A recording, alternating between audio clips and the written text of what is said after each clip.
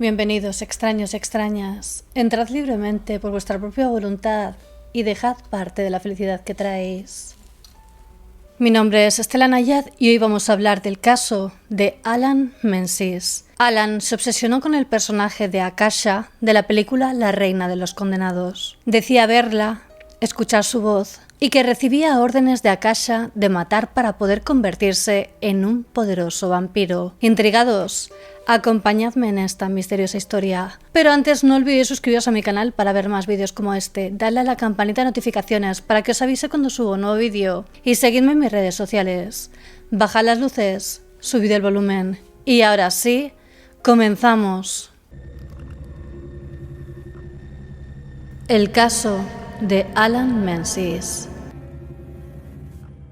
Os recuerdo antes de comenzar que ya tenéis merchandising del canal, lo podéis ver ahí abajo y tenéis el link en la cajita de descripción. Pero regresemos a la historia. En la película Queen of the Damned, La Reina de los Condenados, basada en una novela de Anne Rice, Aliyah interpreta a la reina Akasha, una figura que no solo es increíblemente bella, sino también poderosa, casi una diosa entre los mortales. Es la reina de todos los vampiros, la madre de todos ellos. Ella posee la clave de la vida eterna y para Alan Menzies, esa promesa de inmortalidad se convirtió en algo más que ficción. Alan no pudo resistir el magnetismo de la historia. Llegó a ver la película al menos un centenar de veces y en algún momento dejó de distinguir la fantasía de la realidad. Para él, Akasha no era solo un personaje de cine, sino una entidad real. Alan llegó a declarar a la policía: siempre supe que tenía que matar a alguien para convertirme en vampiro. Esta historia es de un joven que quiso convertirse en vampiro y bajo las órdenes de Akasha llegó a beber la sangre de su mejor amigo para conseguirlo. Pero empecemos por el principio. En el año 2002 se estrenó Queen of the Damned para una audiencia que esperaba con ansias la nueva adaptación de las crónicas vampíricas de Anne Rice. Ya sabéis que yo soy una gran fan de Anne Rice. Aunque la película no tuvo el éxito que muchos esperaban, más que nada porque poco tenía que ver con el libro, Aliyah como Akasha dejó una marca imborrable en la historia del cine. Se convirtió en un auténtico icono. Para los que hemos leído las novelas de Anne Rice, sabemos que Queen of the Damned es muy poco fiel al libro y es más una película cañera de principios del 2000 con una banda sonora maravillosa, pero que dista mucho de la obra literaria. Sin embargo, se la aprecia por otros motivos. Aliyah, la actriz que interpreta a Akasha, la reina de todos los vampiros, había fallecido en un trágico accidente aéreo 6 meses antes del estreno. Por eso la obra está dedicada a ella. Pero su interpretación confirmó que no era solo una cantante excepcional, sino que tenía futuro prometedor en el cine. En la película, Akasha tiene el poder de controlar a cualquier vampiro o cualquier ser humano, ya que al ser la primera vampiresa de la historia estaba conectada a todos ellos. Y ese poder en la mente perturbada de Alan traspasó la ficción. Esta es la historia de Alan, que a los 22 años creía firmemente que se había convertido en un vampiro inmortal bajo la influencia de Akasha. Pero empecemos por el principio. Alan Menzies nació el 21 de abril de 1981 en West Lothian, Escocia. Su infancia estuvo marcada por la miseria y a medida que avanzaba en su etapa escolar, sufrió acoso por parte de sus compañeros. No tenía amigos y un ex compañero suyo mencionaba que Alan solía ir de caza con su padre, disfrutando de la experiencia de matar animales salvajes con sus propias manos. Esto nos ofrece un pequeño atisbo del inquietante mundo interior de Alan. Creció en Fallhouse, Escocia, y vivió una infancia marcada por el aislamiento y el acoso escolar. A los 14 años seguía sin tener amistades y era constantemente humillado por sus compañeros. Alan tuvo una infancia llena de sufrimiento. No era un niño muy abierto y sus habilidades para enfrentarse a la vida eran limitadas. Todo esto lo llevó a desconectarse de la realidad.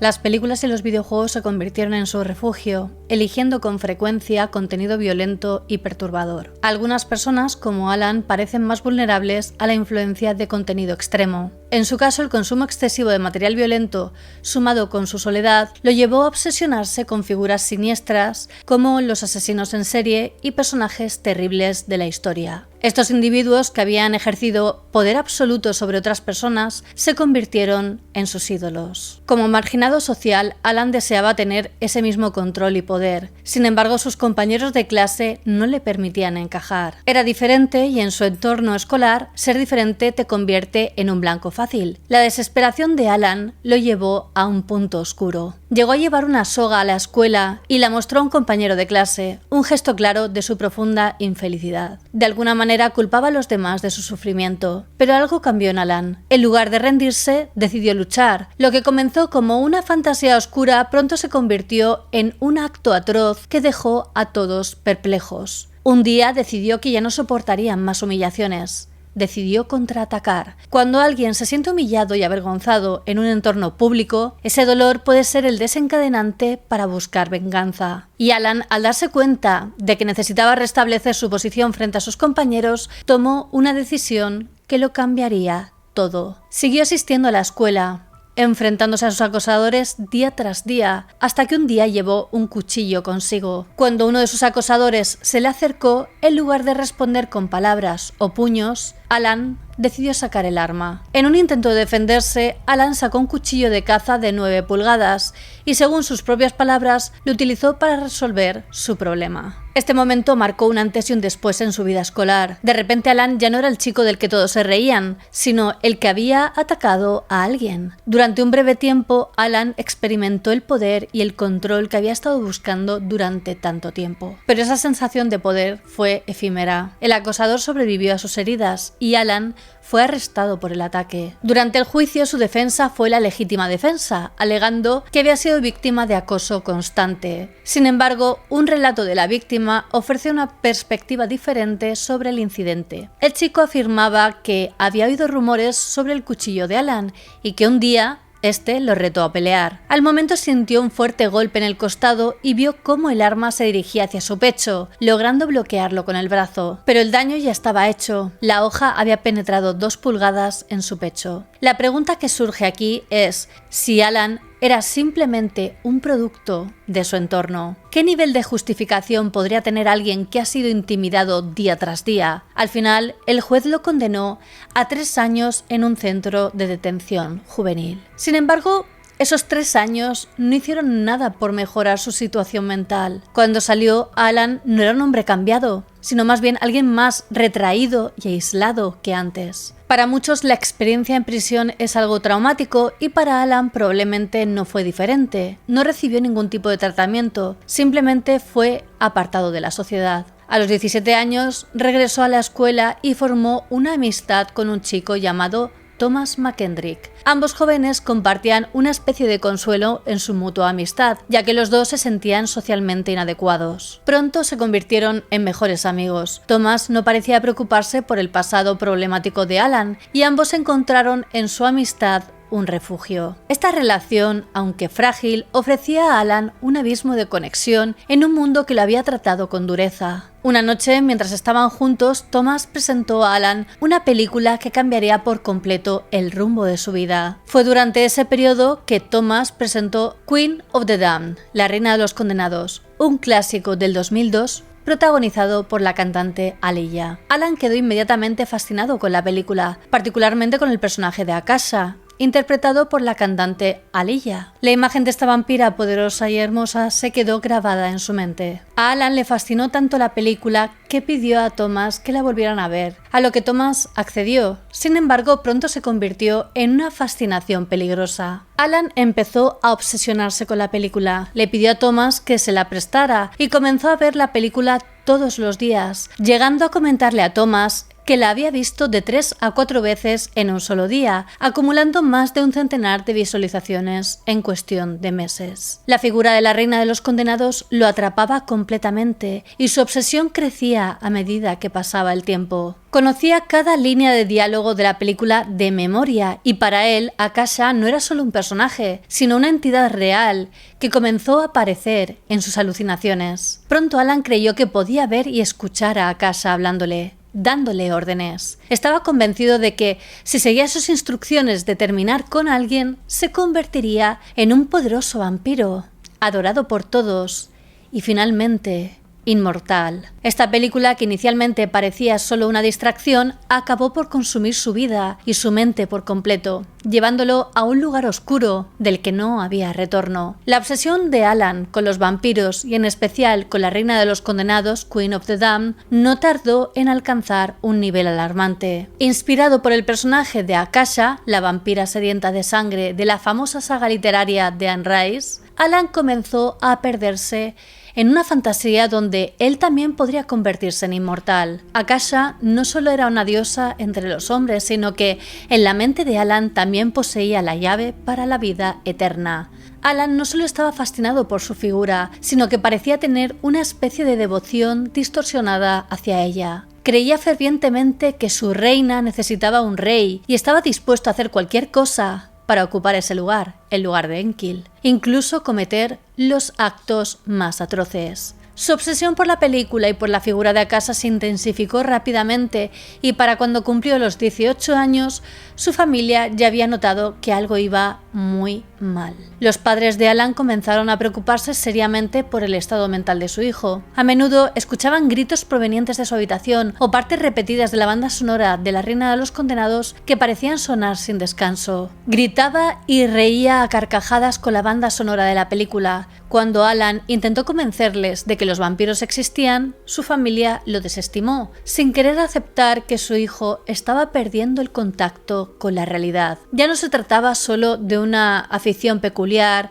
sino de algo que realmente estaba afectando su comportamiento y su relación con la realidad. Las crisis de ira inexplicables y la creciente desconexión con el mundo real empezaron a asustar a sus padres, quienes cada vez más se sentían impotentes para ayudarle. La situación en casa era cada vez más tensa. Alan pasaba días enteros encerrado en su habitación, inmerso en el mundo vampírico. Cuando sus padres intentaban confrontarlo, la respuesta siempre era la misma: los vampiros son reales. Por más que intentaban razonar con él, Alan estaba convencido de que había verdades ocultas que ellos no comprendían. En varias ocasiones intentó convencerles de que no solo los vampiros realmente existían, sino que Akasha era real, citando supuestas excavaciones en Transilvania donde, según él, habían encontrado pruebas irrefutables de su existencia. Uno de los momentos más perturbadores ocurrió cuando Alan trajo a su casa un hígado de buey. Sus padres, al descubrirlo, se horrorizaron al saber que Alan pretendía comérselo, un intento más por acercarse a lo que creía que era su destino: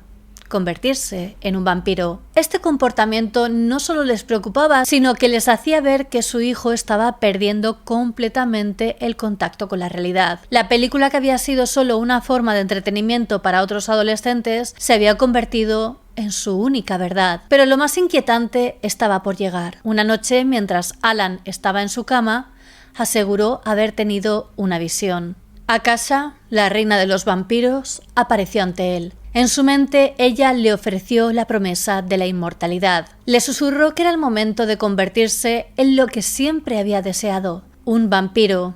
Pero había una condición. Para obtener ese poder, para demostrar su valía, debía de matar a alguien. Este fue el inicio del descenso final de Alan hacia la locura. Para Alan, el trato no podía ser más claro. Si quería convertirse en un vampiro y estar junto a su amada Akasha, debía de matar. En su mente no había ninguna otra opción. La única dirección que su vida podía tomar era esa. Y el siguiente paso era encontrar a su víctima. Desgraciadamente, la falta de apoyo adecuado para tratar sus fantasías solo agravó su estado mental. Aunque en ese momento Alan no sabía quién era su sacrificio, sentía que tenía que actuar pronto. Aislado del resto del mundo, su percepción de la realidad estaba completamente distorsionada para entonces. Las largas horas que pasaba encerrado, sumergido en su obsesión, solo empeoraban las cosas, llevándole a tomar decisiones cada vez más irracionales. Thomas, quien había introducido a Alan en el mundo vampírico al prestarle la película, no compartía la misma fijación. Aunque habían pasado tiempo viendo el film juntos, para Thomas solo era una película más. De hecho, comenzó a burlarse de la obsesión de Alan. Queen of the Damned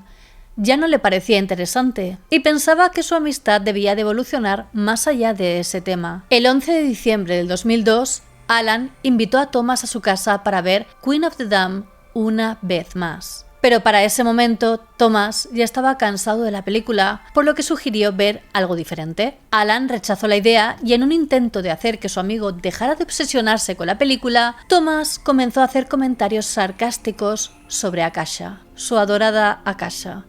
Una idea terrible. ¿Por qué estás tan obsesionado con esa tontería?, Vampiros, qué estupidez. Estas palabras hirieron profundamente a Alan, quien ya no podía separar la ficción de la realidad. En su mente, Akasha no solo era un personaje, sino una reina real que le hablaba y le daba órdenes. Defender su honor se convirtió en algo personal. Las burlas de Thomas desataron la furia de Alan y tras una acalorada discusión le dijo que no quería volver a verle. Thomas salió de la casa de Alan y no volvió a ser visto. Durante semanas nadie supo nada de él. La ausencia de Thomas comenzó a levantar sospechas. ¿Podría haber sido él el sacrificio que Alan necesitaba para unirse al mundo de los vampiros? A pesar de que Queen of the Damned no recibió la misma aclamación crítica que su predecesora Entrevista con el vampiro, la mejor película del mundo, Alan no podía dejar de verla. Después de haber discutido con su mejor amigo Thomas por la película, este había desaparecido sin dejar rastro, algo bastante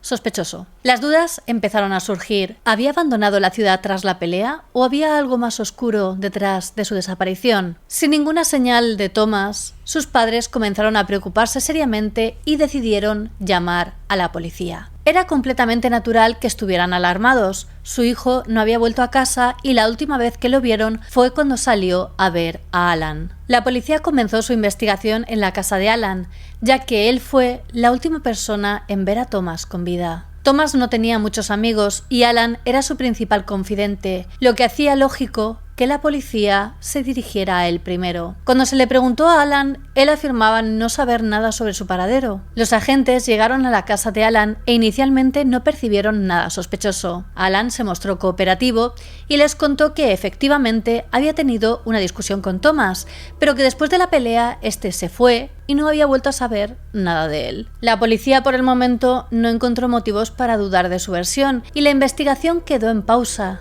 a la espera de más pistas. Pero lo que los agentes no sabían era que detrás de las palabras tranquilizadoras de Alan se ocultaba una verdad mucho más siniestra. Había pasado poco tiempo desde que Thomas desapareció, por lo que su familia mantenía la esperanza de que apareciera en cualquier momento. No había razones aparentes para temer lo peor. Thomas no tenía enemigos ni se había visto envuelto en situaciones peligrosas. La policía inicialmente trató su desaparición como un caso de persona desaparecida y le pidió a Alan que estuviera pendiente de cualquier novedad. Todo parecía rutinario, pero poco después de este control inicial, algo en el comportamiento de Alan cambió de forma alarmante. Su padre notó que Alan pasaba cada vez más tiempo encerrado en su habitación, evitando cualquier tipo de interacción. Un día, cuando le preguntó qué estaba haciendo ahí dentro, Alan respondió de manera evasiva y nerviosa. Su padre insistió y al entrar vio algo que le inquietó profundamente: manchas de sangre en el suelo. Su padre le preguntó si era sangre, pero Alan defendió que se había cortado y que no debía de preocuparse. A pesar de la explicación, la situación no terminó de convencer a su padre. Sin embargo, quizá por no querer imaginar algo peor, decidió creerle. Aparentemente no había más razones para sospechar hasta que unos días después Alan hizo algo mucho más perturbador. En una tienda, Alan se encontró con la madre de Thomas y le hizo una pregunta que nadie hubiera esperado. Le preguntó si un tipo de lejía podía quitar las manchas de sangre. La pregunta fue tan fuera de lugar, tan extraña, que la madre de Thomas sintió un escalofrío recorrerle todo el cuerpo. No quería creer que el mejor amigo de su hijo tuviera algo que ver con su desaparición, pero esa inquietante pregunta despertó todas las alarmas. Sin perder tiempo, fue a la policía para contar lo sucedido. Tras recibir esta información, la policía comenzó a sospechar seriamente de Alan. No era la primera vez que se veía envuelto en un comportamiento violento. Años atrás había atacado a otro chico en su barrio, lo que agravó aún más las sospechas. Con esta historial en mente, los detectives decidieron volver a la casa de Alan para interrogarlo una vez más. Pero Alan no les ofreció mucho. Mantuvo la misma historia. Después de la pelea, Thomas se fue y no volvieron a hablar. Sin embargo, algo en la actitud de Alan no cuadraba. Los agentes decidieron registrar los alrededores de su propiedad y pronto hallaron algo que cambiaría el curso de la investigación: ropa manchada de sangre, un par de pantalones y una camiseta en un bosque cercano. Las prendas fueron enviadas de inmediato para realizar un análisis de ADN y cuando llegaron los resultados, la peor pesadilla de los detectives se confirmó. La sangre era de Thomas. Con esta nueva evidencia, la policía volvió a centrar toda su atención en Alan, convirtiéndose en su principal sospechoso. El caso, que hasta ese momento era tratado como una desaparición, pasó a ser una investigación por homicidio. Sin embargo, había un problema importante. Aunque habían encontrado la ropa ensangrentada, aún no tenían el cuerpo de Thomas. La falta de un cuerpo complicaba las cosas, ya que sin él sería difícil llevar el caso a juicio. Incluso con la evidencia en su contra, Alan seguía negando cualquier implicación en la desaparición de Thomas. Para él no importaba que la ropa estuviera manchada de sangre o que todo apuntara a él, continuaba manteniendo su inocencia. Pero, como suele decirse, las acciones a veces hablan más alto que las palabras, y justo un día después de que Alan supiera que la policía había encontrado esas prendas ensangrentadas en su propiedad, algo cambió de nuevo en su comportamiento. Alan sufrió una sobredosis que lo llevó al hospital. ¿Había intentado quitarse la vida? No lo sabemos con certeza, pero resulta inquietante la coincidencia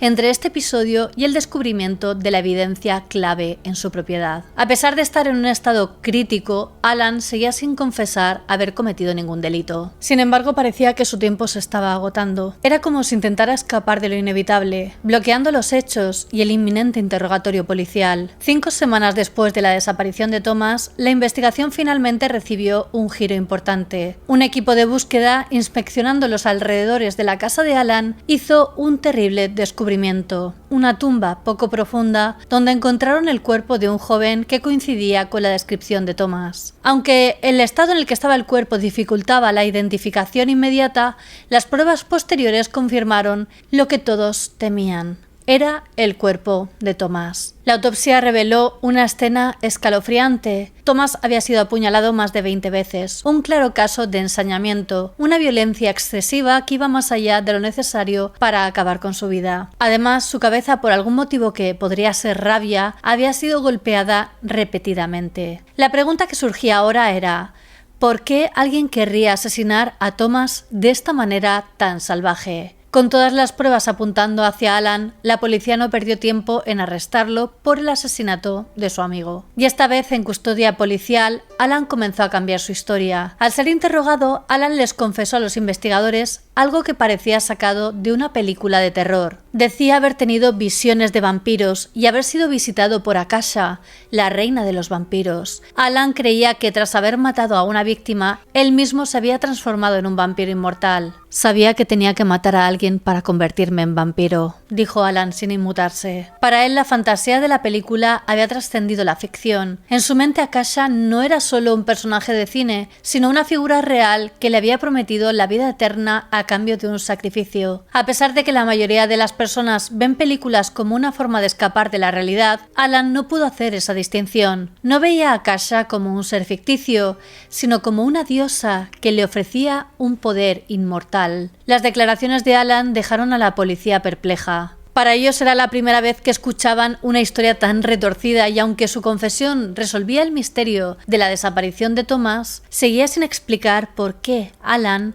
que no tenía muchos amigos, había asesinado a su único confidente de una manera tan brutal. Este caso no solo planteaba cuestiones sobre los límites entre la ficción y la realidad, sino también sobre cómo la mente humana, bajo ciertas condiciones, puede distorsionar esas líneas hasta llegar a consecuencias trágicas. Para Alan, la fantasía se había convertido en realidad, y en ese proceso había perdido mucho más que su conexión con el mundo real. Había perdido a su amigo y, finalmente, también su libertad. Alan no dudó en compartir todos los detalles de lo que ocurrió aquel fatídico 11 de diciembre del 2002. Esa tarde, Thomas fue a la casa de Alan, donde este insistió en ver Queen of the Damned, su película favorita. Thomas intentó disuadirlo, burlándose de la película durante la proyección, algo que irritó profundamente a Alan. Pero el comentario que lo llevó al límite fue cuando su amigo preguntó si realmente creía en vampiros, desatando la ira de Alan, quien lo echó de su casa. Para Alan, esto fue una auténtica traición. Thomas era el amigo que originalmente le había recomendado la película y que ahora no solo la ridiculizaba, sino que también se burlaba de su adorada Akasha. En un momento de alucinación, Alan creía ver a Akasha, quien le reprochaba el permitir que Thomas dijera tales cosas. En su mente, Alan escuchó con la clara voz de Akasha: «Es hora de que te conviertas en un vampiro». En ese instante, Alan cogió un cuchillo de la cocina, lleno de ira, y comenzó a atacar a su amigo repetidamente. Thomas, gravemente herido en la cara, hombros y cuello, logró escapar y subir las escaleras en un intento desesperado por refugiarse en la habitación de Alan, pero no consiguió salvarse. Alan lo siguió, decidido a acabar con él. Tomó un martillo cercano y golpeó una y otra vez, mientras escuchaba la voz de Akasha, instándole a matar. Tras cometer el crimen, Alan afirmó que Akasha estaba satisfecha con su sacrificio. Dijo que había matado a su amigo porque se burló de su pájaro, una referencia a su amor por Akasha. Para Alan, esto justificaba el brutal asesinato. Los policías que lo interrogaron no podían creer lo que oían. Jamás habían escuchado una confesión tan extraña y tan perturbadora. Pero lo peor estaba aún por descubrirse, ya que algunos detalles oscuros todavía permanecían ocultos. Después de acabar con su mejor amigo, Alan Menzies no se detuvo ahí. Describió cómo colocó el cuerpo de su amigo de lado y realizó una incisión en el cuello, situando un recipiente debajo para recoger la sangre que brotaba. Con frialdad afirmó que llegó a beber 2 copas de la sangre de Thomas, y como si eso no fuera suficiente, también extrajo tejido del cráneo y lo consumió. No hubo señales claras de hasta qué punto estaba perturbado Alan, ni de cómo su obsesión con la película lo había consumido hasta el punto de cometer un acto tan deleznable. Su fascinación por Akasha y la necesidad de unirse a ella de alguna manera lo llevó a cruzar una línea inimaginable. Según confesó la policía, después de asestar el golpe mortal, comenzó su transformación en vampiro, tal como creía que Akasha había ordenado. Según su retorcida lógica, para convertirse en vampiro necesitaba comer el cerebro de su amigo. Y así lo hizo. Esto puede ser una referencia a un pasaje del libro de la Reina de los Condenados, un ritual muy antiguo que describen Mekare y Maharet, 2 personajes, vampiras, brujas y gemelas, que provienen de una época muy antigua. Cuando terminó lo que él llamaba su ceremonia, se dio cuenta de que tenía que deshacerse del cuerpo. Utilizando una carretilla, llevó el cuerpo de Thomas a un bosque cercano y lo enterró en una tumba poco profunda. Después regresó a su casa y limpió la sangre de su habitación para no levantar sospechas en su familia, aunque dejó algunos rastros sin darse cuenta. Alan no solo creía que lo había hecho para convertirse en un vampiro, sino que además parecía disfrutarlo. Este escalofriante relato selló su condena. En el juicio admitió que, a pesar de que podría recibir entre 20 y 25 años de cárcel, él había conseguido lo que quería, el alma de Thomas. Alan Menzies, cuando era llevado al tribunal, declaró fríamente: «Puede que me den 20 o 25 años, pero ya tengo su alma». Durante el juicio, Alan se declaró no culpable por motivos de demencia, intentando convencer al jurado de que no era legalmente responsable de la muerte de su amigo Thomas. Esta afirmación abrió un debate profundo sobre si Alan realmente estaba mentalmente enfermo o si simplemente intentaba esquivar a la justicia. A lo largo del juicio, Alan hizo muchas cosas que llevaron a cuestionar su cordura. Durante el proceso, Alan demostró una falta de remordimientos inquietante. En las cartas que enviaba a su familia firmaba como Vamp. En una ocasión, incluso aseguró que volvería a matar. Sin embargo, estos comportamientos no fueron suficientes para convencer al jurado de que Alan no era más que un sociópata, plenamente consciente de lo que había hecho. La decisión fue clara. Lo encontraron culpable de asesinato, determinando que sabía perfectamente la diferencia entre el bien y el mal. Fue condenado a cadena perpetua. Los siguientes meses de su vida transcurrieron en el centro penitenciario HMP Shotts, cerca de Glasgow. Solo un año después de comenzar su condena, Alan decidió poner fin a su propia vida en prisión. El 15 de noviembre del 2004, a las 7:50 de la mañana, fue hallado sin vida en su celda, en el ala de segregación. Había terminado con su existencia con una sábana atada a la estructura metálica de la ventana. Lo irónico de todo esto es que, si realmente creía ser un vampiro, aquello no podía servir de nada, ya que los vampiros en teoría son inmortales, al menos a la mayoría de las cosas que hacen mortales a los mortales. Hay otras formas de matar a un vampiro, pero una soga no es una de ellas. Aunque algunos podrían pensar que la película Queen of the Damned fue el desencadenante de su crimen, Alan arrastraba una mente desquiciada desde mucho tiempo atrás. Tenía esa oscuridad dentro de él. Si no hubiera sido esa película, seguramente habría encontrado otra excusa, otro pretexto. Pero al final del día no era un vampiro, sino un asesino. Y habría matado de todos modos. Y bueno, hasta aquí el caso. ¿Y vosotros qué pensáis? ¿Habría matado igualmente? ¿Se habría obsesionado con otro personaje? Decídmelo en los comentarios. Os recuerdo que ya tenemos merchandising del canal, tenéis muchos diseños diferentes, en tazas, camisetas, libretas, sudaderas, hay de todo. Así que pasaos por el link que os dejo en la descripción. Tenéis algunos de los diseños que os aparecerán debajo del vídeo. Y nada, estoy deseando que paséis por allí y me digáis cuál es vuestro preferido. También os recuerdo que ya tenéis disponible a la venta mi libro Monstruos Criminales, donde aparecen los casos criminales reales más bestias de la historia. Os he dejado también los links de mi equipo de grabación en la descripción por si os interesa conocer mi set de rodaje. Quería agradecer a mis mecenas de Patreon por el apoyo que me brindan. Sin vosotros no sería posible. Si vosotros también queréis apoyarme, os dejo el link a Patreon en la descripción, donde también podréis ver los beneficios de cada nivel. Y quería hacer una mención especial a los miembros de la Orden del Dragón: Alejandro Rebón Portillo, Douglas Prieto y José Antonio Esteve. Muchísimas gracias por vuestro apoyo y por ayudarme a seguir creando estos vídeos. Y ya sabéis que aprecio a todos mis extraños y extrañas, ya seáis nuevos o antiguos extraños del canal. Como siempre, me da mucho que si os ha gustado el vídeo lo compartáis en vuestras redes sociales, dale a like, así sabré que queréis que haga más vídeos como este, suscribiros a mi canal y dadle a la campanita de notificaciones. No olvidéis seguirme en todas mis redes sociales, os las dejo por aquí y en la descripción. Especialmente en Instagram, que es donde estoy más activa y subo un material muy interesante. Y ahora sí me despido, nos vemos en el próximo vídeo.